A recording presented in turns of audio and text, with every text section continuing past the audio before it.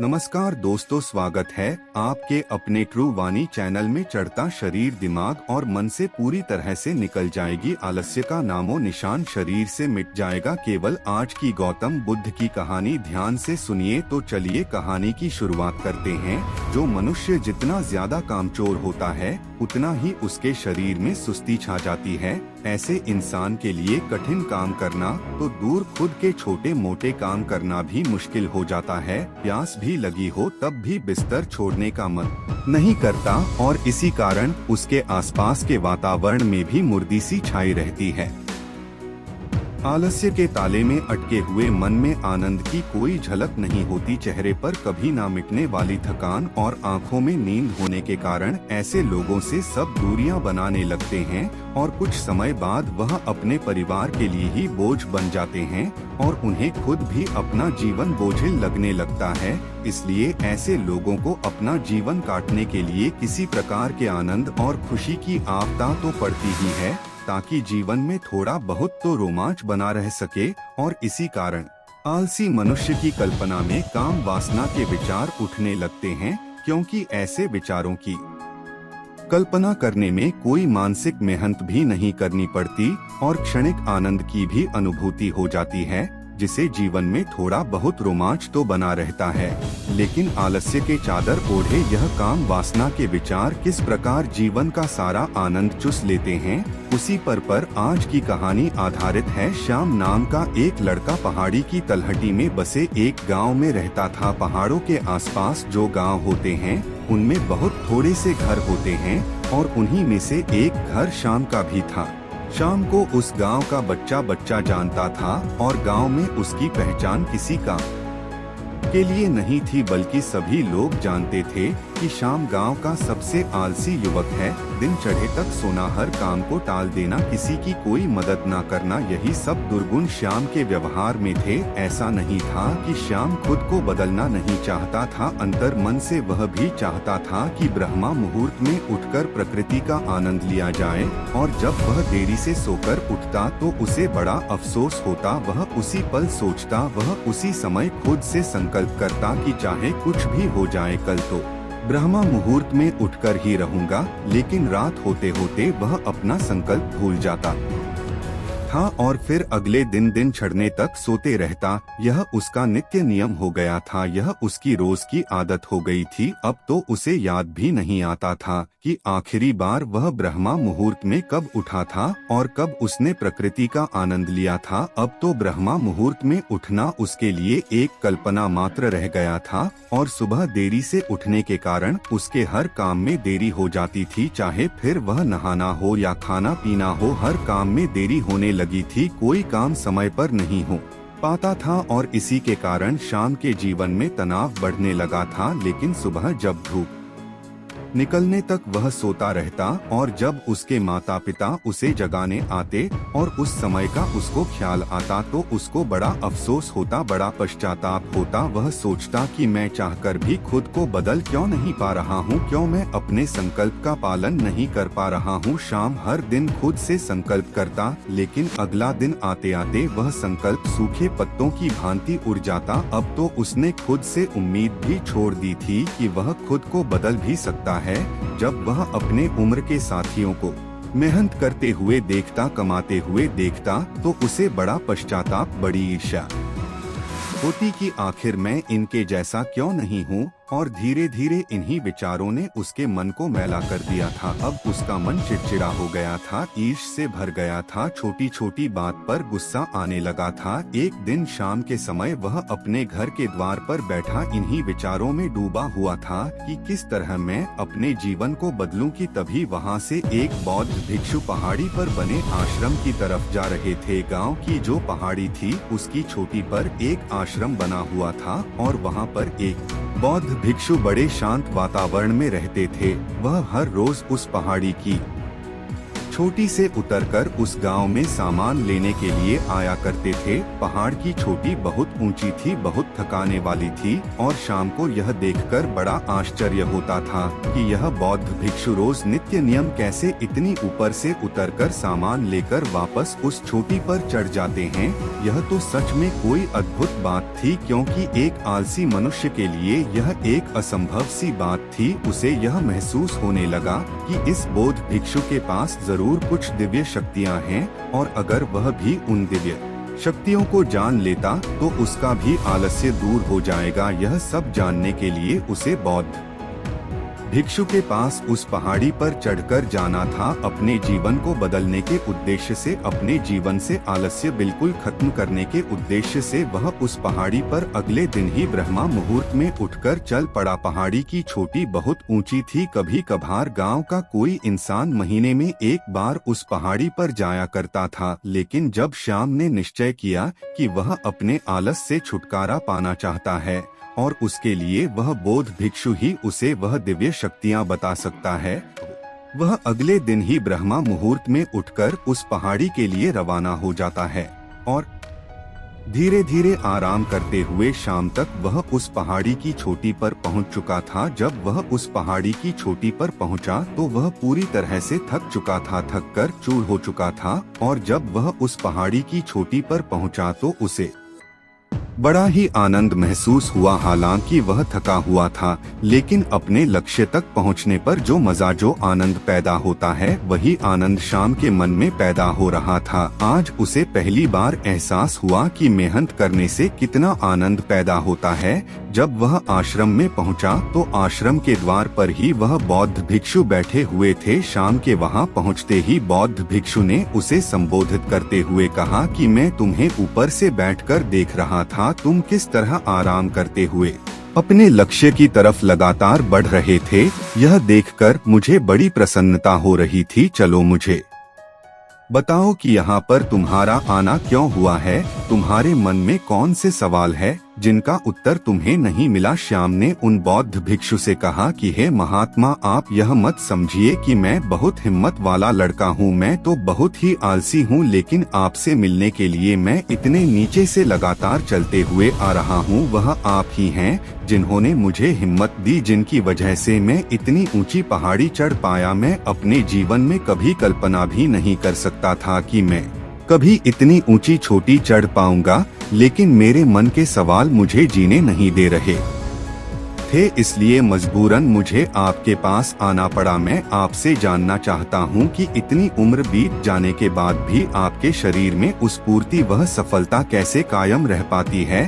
कैसे आप रोज गांव में जाकर वापस इस आश्रम में आ पाते हैं, जिस चोटी पर लोग महीनों महीनों में चढ़ पाते हैं। आप रोज कैसे इतनी दूरी तय कर लेते हैं। अगर आप मुझे वह रास्ता बताएंगे तो मैं अपने जीवन से आलस्य को बिल्कुल दूर कर पाऊंगा। आलस्य के कारण मैं अपने जीवन से बहुत परेशान हूँ। पूरे दिन बिस्तर में पड़ा रहता हूँ और नाना प्रकार के ख्यालों की कल्पना करता रहता हूँ, और पिछले बहुत दिनों से मेरे मन में काम वासना के विचार लगातार चलते रहते हैं, जिसके कारण मेरे शरीर की प्राण शक्ति धीरे धीरे खत्म हो रही है।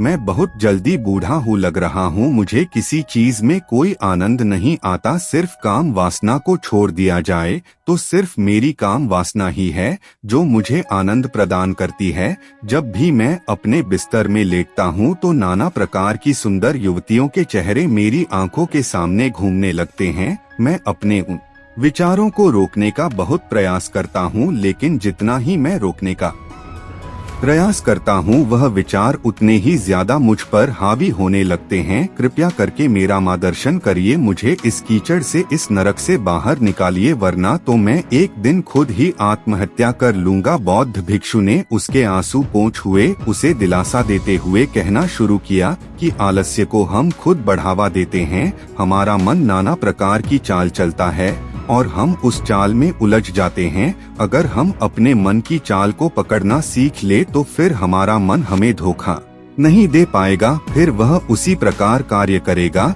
जिस पर हम चाहेंगे। अगर तुम अपने मन को एक इंच भी जगह नहीं दोगे, कोई बहाना चलने ही नहीं दोगे, तो तुम्हारा मन तुम्हारा कुछ भी नहीं बिगाड़ पाएगा, फिर वह तुम्हारा साथी हो जाएगा। और इसके विपरीत अगर तुम अपने मन का बहाना मान लेते हो, अपने मन की चाल में फंस जाते हो, तो वही मन तुम्हारा दुश्मन बन जाएगा। आज जब तुम इस पहाड़ी पर चढ़ रहे थे तो तुम्हें आलस्य क्यों नहीं आया? तुमने खुद से यह सवाल किया, क्योंकि तुम्हारे मन के पास कोई बहाना ही नहीं था। तुमने अपने मन को बचने के लिए कोई जगह नहीं दी। तुम्हें पता था कि अगर तुम्हें वह तरीके पता नहीं चले जिनसे तुम्हारा आलस्य दूर होगा तो तुम खुद आत्महत्या कर लोगे। अपने आलस्य को दूर करने के लिए इतने लालायित थे कि तुम्हारा सारा आलस्य एक पल में खत्म हो गया, क्योंकि तुम्हें किसी भी कीमत पर अपने सवालों के जवाब चाहिए थे, और वह जवाब सिर्फ मैं ही दे सकता था। और मैं इस चोटी पर बैठ हुआ था, इसलिए तुम्हें अपने सवालों के जवाब पाने के लिए इस चोटी पर चढ़ना ही था। हमारा मन तब तक हमें अपने बहानों में फंसा रहता है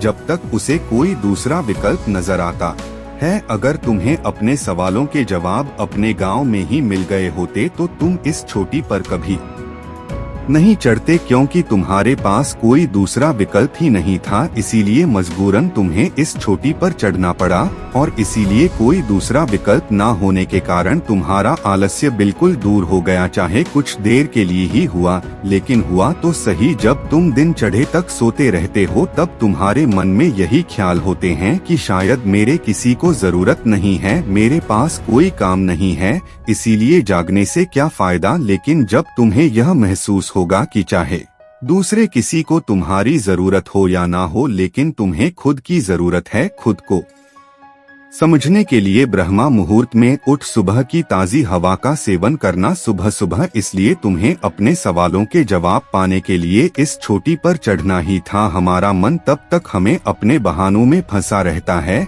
जब तक उसे कोई दूसरा विकल्प नजर आता है। अगर तुम्हें अपने सवालों के जवाब अपने गांव में ही मिल गए होते तो तुम इस चोटी पर कभी नहीं चढ़ते, क्योंकि तुम्हारे पास कोई दूसरा विकल्प ही नहीं था। इसीलिए मजबूरन तुम्हें इस चोटी पर चढ़ना पड़ा, और इसीलिए कोई दूसरा विकल्प ना होने के कारण तुम्हारा आलस्य बिल्कुल दूर हो गया। चाहे कुछ देर के लिए ही हुआ, लेकिन हुआ तो सही। जब तुम दिन चढ़े तक सोते रहते हो तब तुम्हारे मन में यही ख्याल होते हैं कि शायद मेरे किसी को जरूरत नहीं है, मेरे पास कोई काम नहीं है, इसीलिए जागने से क्या फायदा। लेकिन जब तुम्हें यह महसूस होगा कि चाहे दूसरे किसी को तुम्हारी जरूरत हो या ना हो, लेकिन तुम्हें खुद की जरूरत है, खुद को समझने के लिए ब्रह्मा मुहूर्त में उठ सुबह की ताजी हवा का सेवन करना सुबह सुबह प्रवेश करता है। आपने कभी ध्यान दिया होगा कि जब भी आप भरपेट भोजन करते हैं तो आपको तुरंत नींद आने लगती है।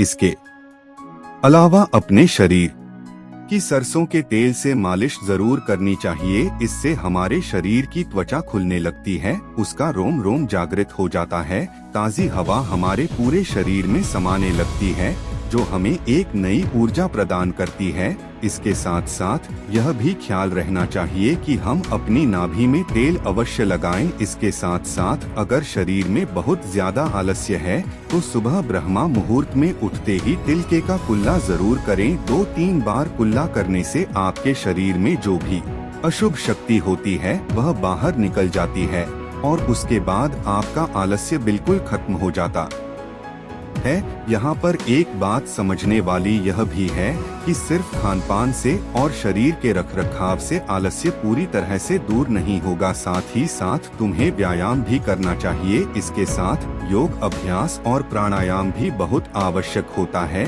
इससे तुम्हारे शरीर की मांसपेशियां पूरी तरह से खुलती हैं, और एक बार अगर तुम आलस्य के चक्कर से बाहर निकलकर असली आनंद का मजा ले पाए तो फिर तुम्हें किसी सुख की कोई आवश्यकता नहीं पड़ने वाली, क्योंकि जहाँ पर हमारे मन को आनंद मिलता है वहीं पर हमारा मन अपने आप दौड़ा चला जाता है। और याद रखना, अगर तुम आलस्य में भरे रहे, अपने बिस्तर पर पूरे दिन पड़े रहे, तो तुम्हारे अंदर काम वासना के विचार उठेंगे और तुम्हें ऐसा प्रतीत होगा कि यही जीवन का असली आनंद है, और तुम उसमें डूबते चले जाओगे। और अपनी प्राण शक्ति को यूं ही खर्च करते रहोगे, आखिर में तुम यही पाओगे कि बहुत सारी बीमारियों ने तुम्हारे शरीर को जकड़ लिया है, तुम्हारे शरीर की पूरी शक्ति खत्म हो चुकी है, बुढ़ापा आने लगा है। इसीलिए अपने शरीर में काम वासना के विचारों को उत्पन्न होने से रोक सकते हो तो रोक लो, और उसके लिए सबसे ज्यादा आवश्यक कड़ी यही है कि तुम आलस्य को पैदा होने से अपने शरीर में रोक पाओ। यह कहकर बौद्ध भिक्षु ने आखिर में मुस्कुराते हुए कहा कि लोगों को लगता है कि मेरे पास दिव्य शक्तियां हैं, लेकिन असल बात यह है कि दिव्य शक्तियां सभी के मन में होती हैं, लेकिन बस उन्हें खोजना पड़ता है। इसीलिए आज से ही तुम ध्यान के द्वारा अपने मन की शक्तियों को जानने का प्रयास करो, और उसके बाद तुम भी अपने मन की असीम शक्तियों को देख पाओगे, उनका तुम उपयोग कर पाओगे और अपने जीवन में सफल भी हो पाओगे। तो दर्शकों, चलिए अब आलस्य के ऊपर एक बेहद ही सच्ची कहानी की शुरुआत करते हैं। आलस कैसे दूर करें? अगर इस दुनिया में इंसान का सबसे बड़ा दुश्मन कोई है तो वह है आलस करने की आदत। अक्सर जब हमारे पास कोई काम करने को होता है तो हम सोचते हैं कि अभी इतनी जल्दी क्या है, कल करूँगा, फिर कल आता है तो परसों करूँगा। ऐसे करते करते इंसान की जिंदगी निकल जाती है, लेकिन वह कभी इससे जीत नहीं पाता, हमेशा बस उसका गुलाम ही बनकर रह जाता है।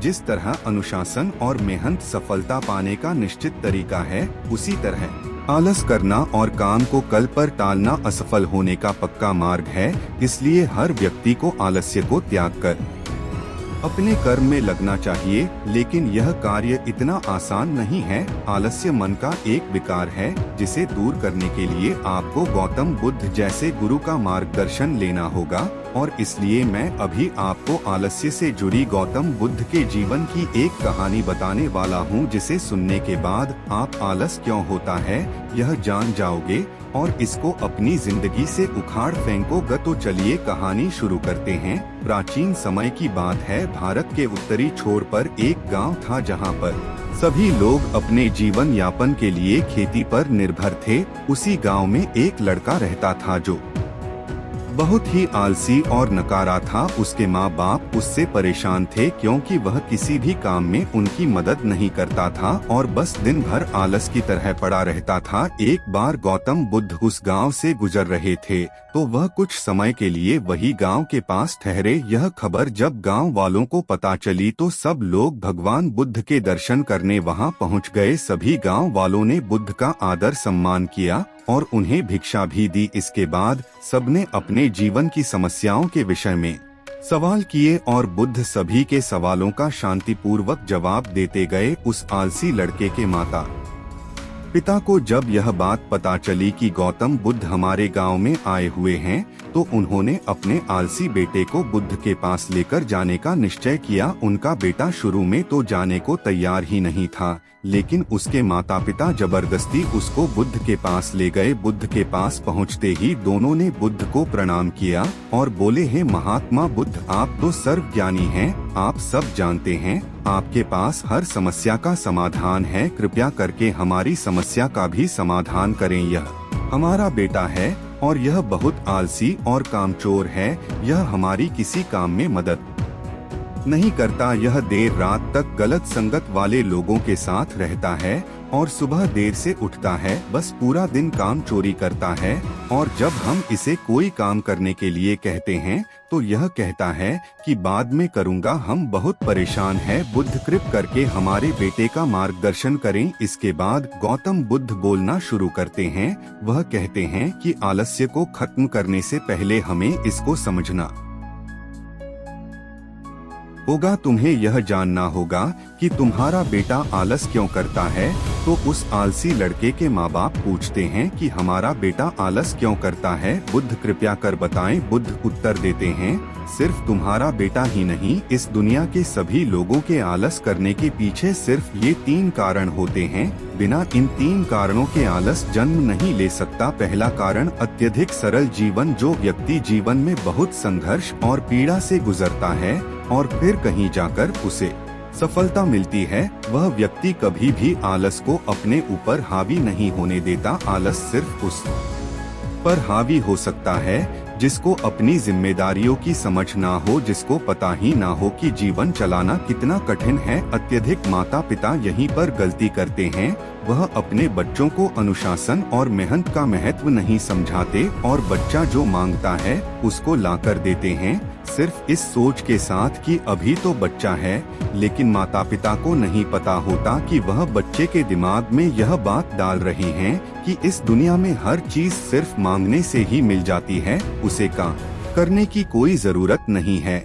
लेकिन यह सच्चाई नहीं है। जीवन चलाने के लिए व्यक्ति को अत्यधिक परिश्रम करना पड़ता है। लेकिन तुम्हारा यह बेटा इस बात को नहीं समझता, क्योंकि तुम इसे हर चीज आसानी से दे देते हो, चाहे वह खाने के लिए अच्छा भोजन हो या सोने के लिए बिस्तर। इसलिए यह आलसी हो गया है। आलस का सबसे बड़ा कारण है एक परिश्रम रहित जीवन। जो लोग काम एल नहीं करते उनका शरीर और मन निश्चित ही आलसी हो जाते हैं। इसलिए अगर चाहते हो कि यह आलस छोड़ दें तो उसको सुख सुविधाएं देना बंद करो और परिश्रम करने के बाद ही वह सुविधा प्रदान करो जो इसे अब भी मिलती हैं। फिर देखना कि किस तरह तुम्हारे बेटे का आलस खत्म होगा और यह काम करने के लिए तत्पर होगा। आलस का दूसरा कारण सिर्फ अभी के सुख का सोचना। बुद्ध आगे कहते हैं कि मनुष्य के हर कार्य के पीछे सिर्फ सुख की इच्छा ही होती है। हर कोई सुख चाहता है, लेकिन सुख दो प्रकार का होता है। एक वह सुख होता है जो अभी तो बहुत अच्छा लगता है, लेकिन आगे चलकर इंसान का जीवन बर्बाद कर देता है।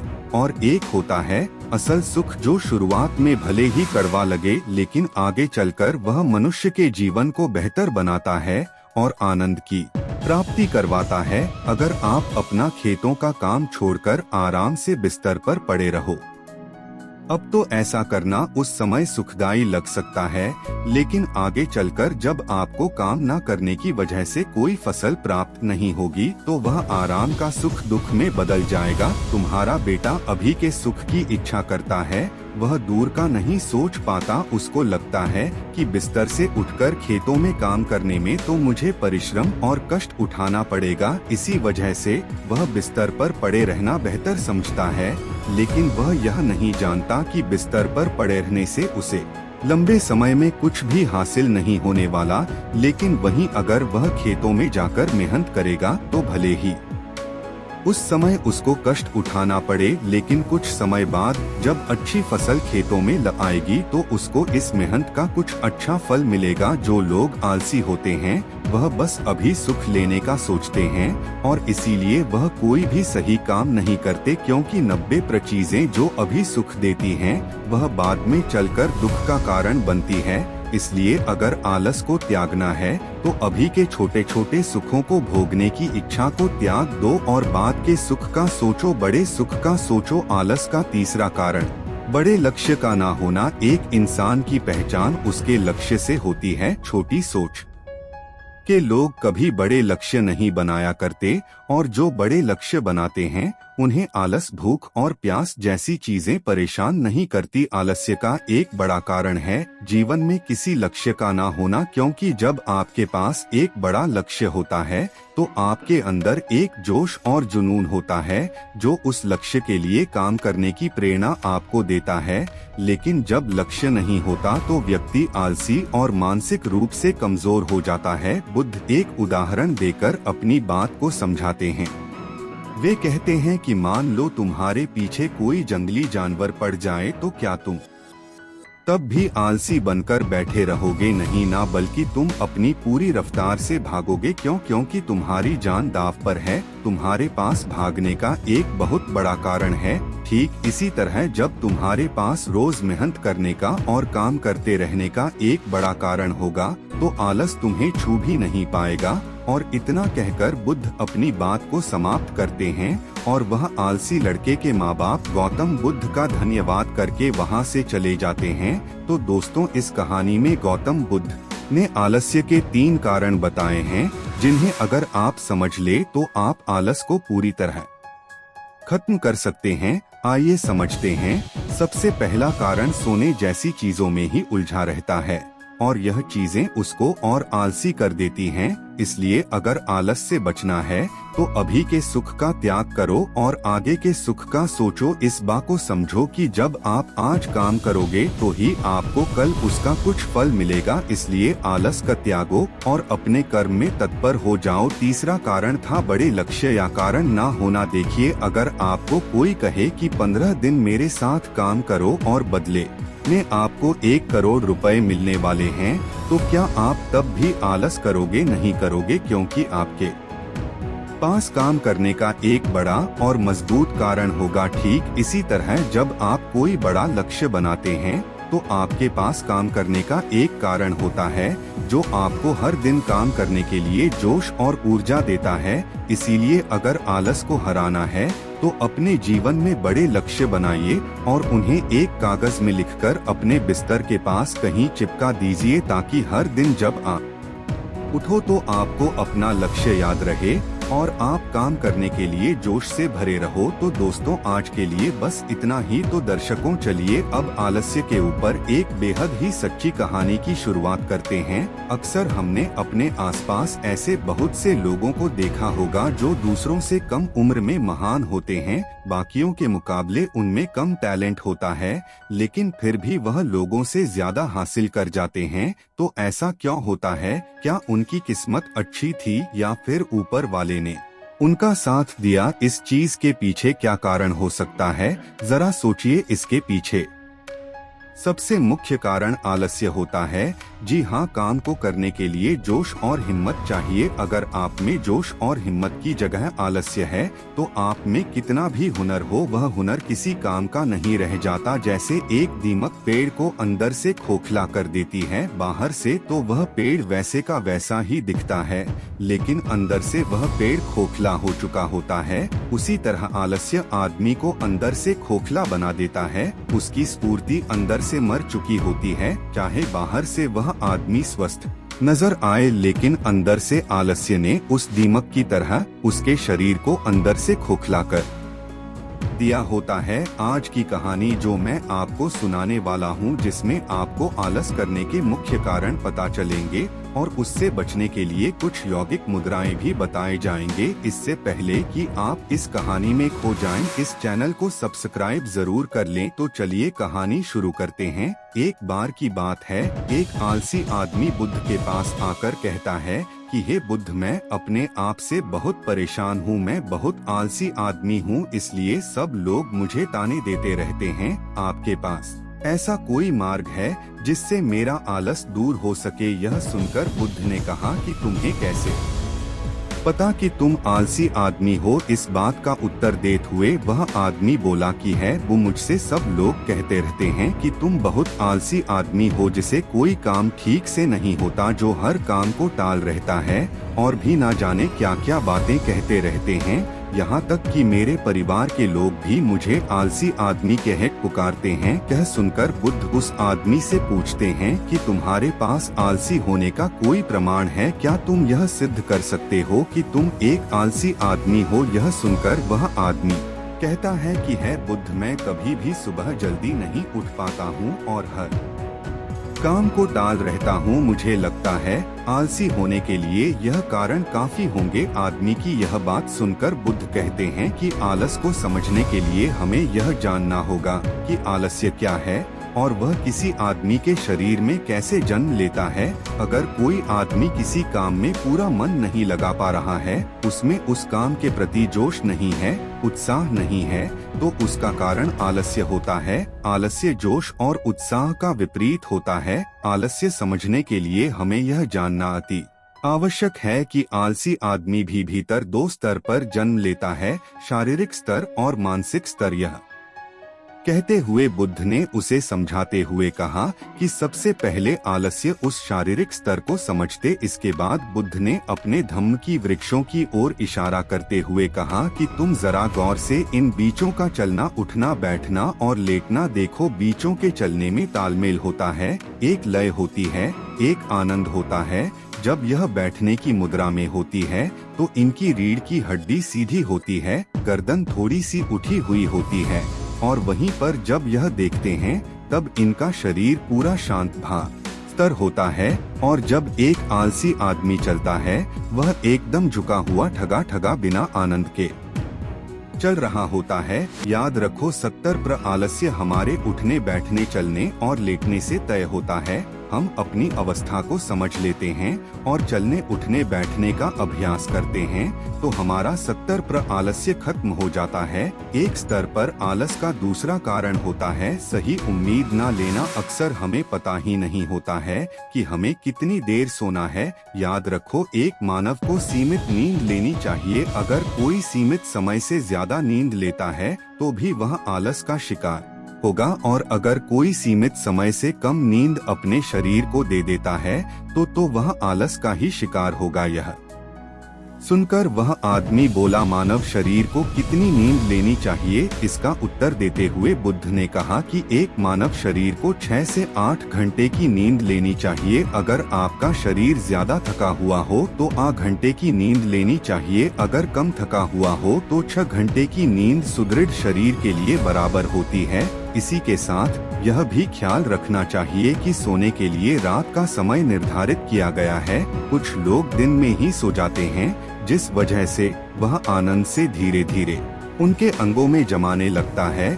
आलस इस तरह के आनंद का तीसरा मुख्य कारण है सुबह जल्दी न उठ पाना। यहाँ तक कि पेड़ पौधे और पक्षी भी सूर्य उदय होने से पहले जाग जाते हैं। यह हम सब पक्षियों को देखकर भी समझ सकते हैं कि प्रकृति ने मनुष्य को जागने का कौन सा समय निर्धारित कर रखा है। अगर हम सुबह जल्दी उठते हैं, सूर्य उदय होने से पहले उठते हैं, तो हमारे शरीर में आलस में युक्त नहीं होगा, ताज होगी और हम अपने हर काम में मन लगा पाएंगे। यह सुनकर वह आलसी आदमी बोला कि लेकिन मेरा काम ऐसा है जो मैं रात में कर पाता हूँ, इसीलिए मैं रात को सही समय पर नहीं सो पाता हूँ और सुबह जल्दी नहीं उठ पाता हूँ। जिन लोगों का काम रात में होता है वह लोगों सुबह कैसे जल्दी उठ पाएंगे। यह सुनकर बुद्ध कुछ सोच विचार करते हैं और उसके बाद कहना शुरू करते हैं कि जिन लोगों का काम रात में होता है उन्हें अपना काम पूरा मन लगाकर करना चाहिए। अगर ऐसे लोग रात में काम करके दिन में भी सोते हैं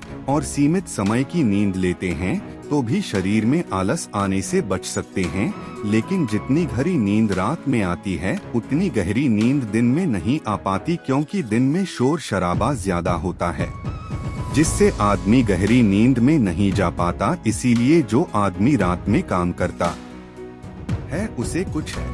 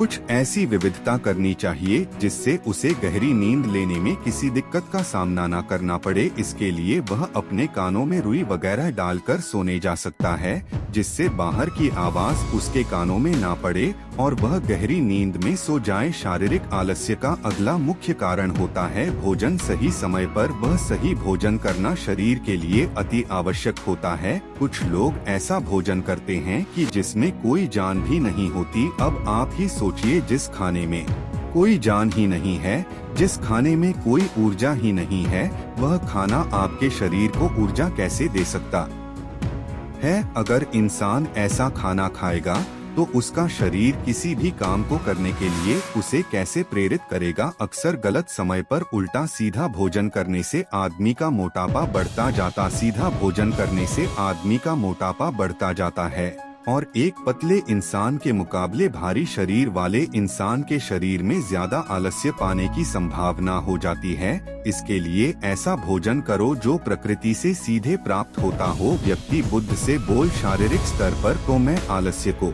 समझ गया हूँ, लेकिन मानसिक स्तर पर आलस्य क्या होता है, इसका उत्तर देते हुए बुद्ध कहते हैं कि इंसान को अपने जीवन में बहुत सारी नाकामयाब मिलती है। जब वह नाकामयाब होता है या किसी काम को पूरा नहीं कर पाता तो उसका जोश और उत्सव अगले काम को करने के लिए ठंडा पड़ जाता है।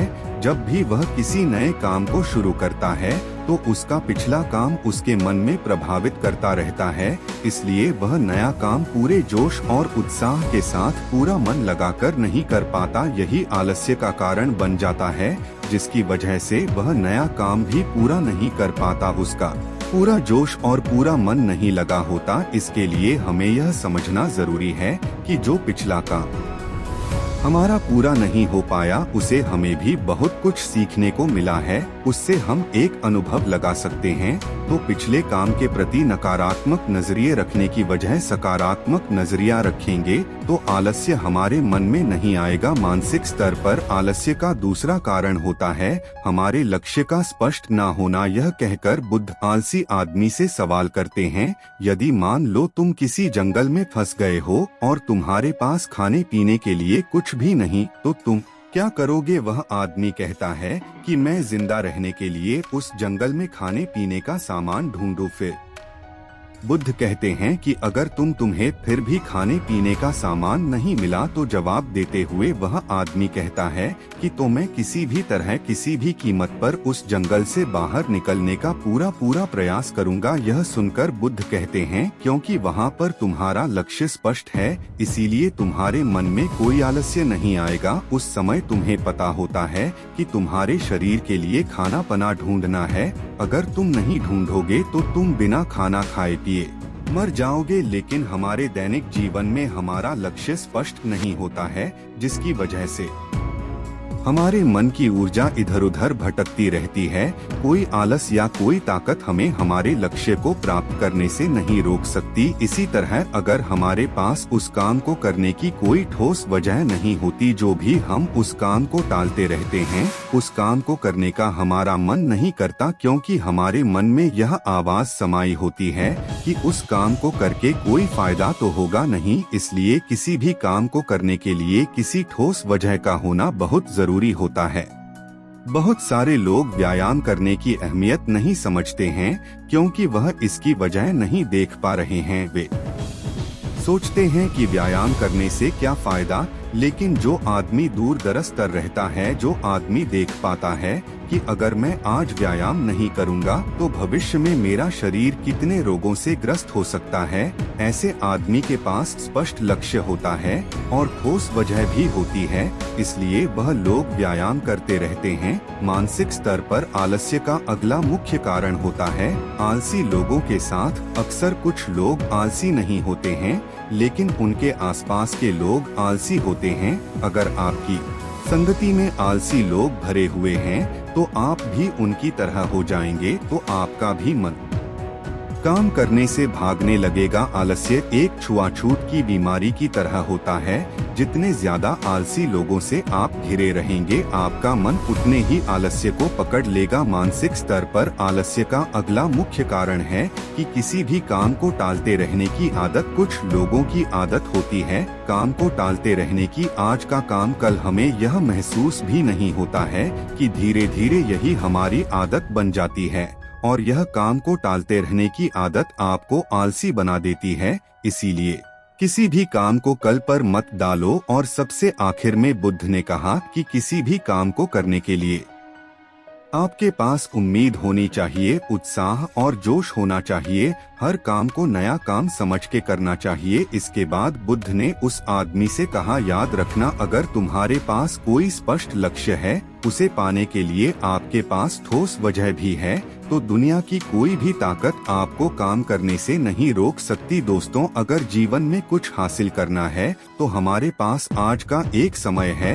यह मत सोचो कि कल आएगा, यह मानकर चलो कि जीने के लिए हमें सिर्फ 24 घंटे मिले हैं। 24 घंटों में मरने से पहले क्या क्या कर सकता हूँ, यह समझ लीजिए। एक एक सेकंड करके 1 मिनट बनता है और एक मिनट मिलकर 1 घंटा बनता है और 1 घंटे से 1 दिन बनता है। हमारे लिए सबसे ज्यादा जरूरी है वह सेकंड जिससे हमारा पूरा दिन बनता है। इसीलिए अपने किसी भी सेकंड को बर्बाद मत करो, क्योंकि एक बार जो घटी तीत बनता है। इसीलिए अपने किसी भी सेकंड को बर्बाद मत करो, क्योंकि एक बार जो घड़ी बीत गई वो वापस लौटकर कभी नहीं आती। दोस्तों, मैं उम्मीद करता हूँ कि यह कहानी सुनने से आपके जीवन में अच्छे बदलाव आए होंगे। आपको इस वीडियो से क्या सीखने मिला, यह कमेंट करके जरूर बताएं और अपने परिवार, दोस्तों या आपके करीबी इंसान के साथ यह कहानी शेयर करके उन्हें भी इस ज्ञान से परिचित करवाएं। बाकी अगर आपको यह वीडियो दिल से अच्छी लगी हो तो इस वीडियो को लाइक कर और चैनल को सब्सक्राइब कर बेल आइकन दबा लें। आपका हर दिन शुभ हो और खुशियों से आपका जीवन भरा रहे। धन्यवाद। नमो बुद्धाय।